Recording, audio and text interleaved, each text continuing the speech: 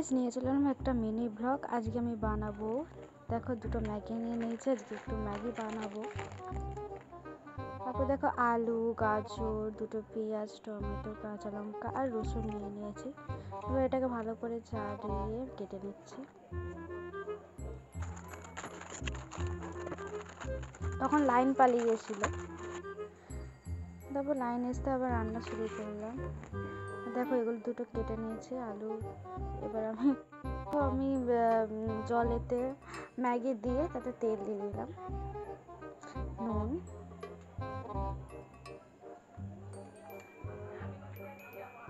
হালকা হলুদ। এবার একটু নাড়াচাড়া করে নিচ্ছি।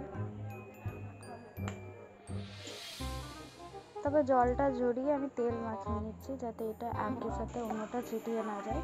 তারপর তেল গরম হতে আমি আলু আর গাজরটা দিয়ে দিলাম। এখানে আলু গাজরটা দেওয়ার কারণ আছে, তার আগে আমি পেঁয়াজ টমেটো দিইনি, কারণ ওইগুলোতে অ্যাসিড জাতীয় জিনিস ওরা, তাই আলু আর গাজরটা সেদ্ধ হবে। তারপর একটু ভেজে নেওয়ার পর আমি পেঁয়াজ আর টমেটো আর কাঁচা লঙ্কা দিয়ে দিলাম।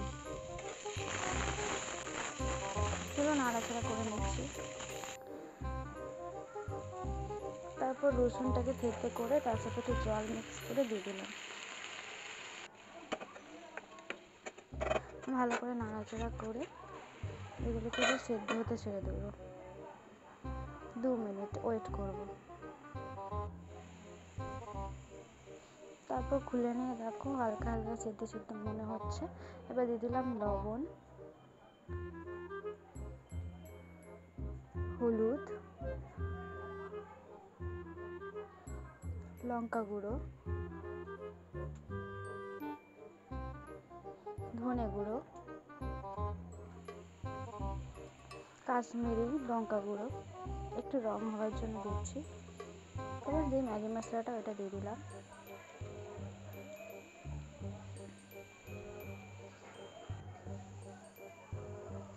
একটু নেড়ে নেওয়ার পর এবার আমি ম্যাগিটা দিয়ে দিচ্ছি।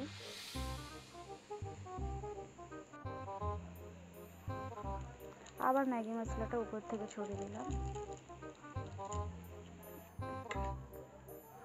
এবার দেখো মিক্স করে নিলেই আমার রেডি ম্যাগি।